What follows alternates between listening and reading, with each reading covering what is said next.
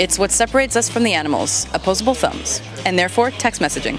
Hi, I'm Rebecca Brayton and welcome to WatchMojo.com, and today we'll be learning more about this global phenomenon. What has led to the explosion of text messaging over the past few years? Devices are becoming a lot easier to manipulate to allow for that form of communication. As well, it's a fast and instantaneous form of communication, whereas that in the past making phone calls pretty much dictated cellular phones.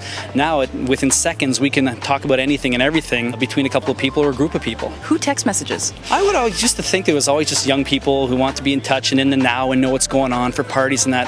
Actually, it comes down to everybody, whether it be adults, whether it be teenagers. Different demographic groups will use this because it's a very effective, like I was saying, immediate form of communication. Do you want to talk about text language a bit? Text language is, and this is funny, I was actually reading a study last week which was talking about texting language, where the worry was that with all these new abbreviated sentences that we're sending off and that kids are sending off, creating their own language.